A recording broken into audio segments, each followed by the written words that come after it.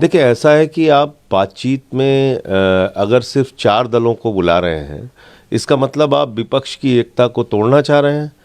भाई, इन 12 सांसदों के मुद्दे पे सारी पॉलिटिकल पार्टीज एक साथ है ना। तो जब सारे विपक्ष की पार्टियां एक साथ हैं, एक मत की हैं कि भाई इनका निलंबन वापस लिया जाना चाहिए, तो आप उसमें सिर्फ 4 पार्टियों को क्यों बुला रहे हैं?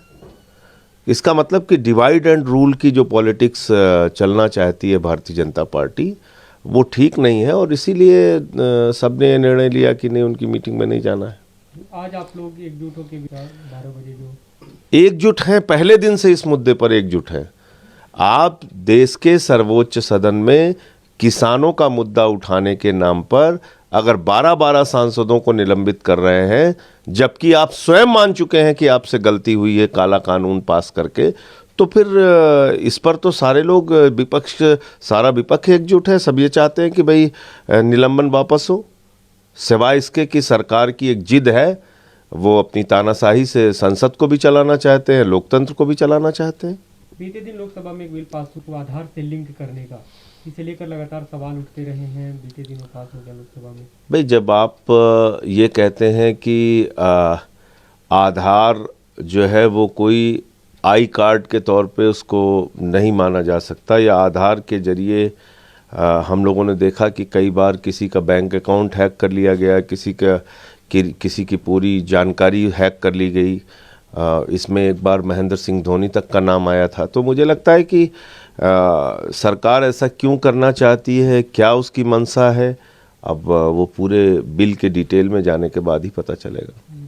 उन्नाव आरोपी थे कुलदीप सिंह सेंगर, उनके खिलाफ जो मर्डर का चार्ज था वो हटा दिया गया है कोर्ट में। बीते दिन उनके खिलाफ मर्डर का चार्ज हटा दिया। मेरे ख्याल से मर्डर का चार्ज नहीं हटाया है। जो एक्सीडेंट के प्रयास की जो बात थी, उसमें उनको, तो वो तो कानूनी पक्ष है, उसमें क्या देखकर कोर्ट ने बरी किया है वो जरूर देखना होगा, क्योंकि न्यायालय के निर्णय पे मैं कोई टिप्पणी ऐसे तो नहीं कर सकता। लेकिन ये देखना पड़ेगा कि वो किस आधार पर ये निर्णय आया है।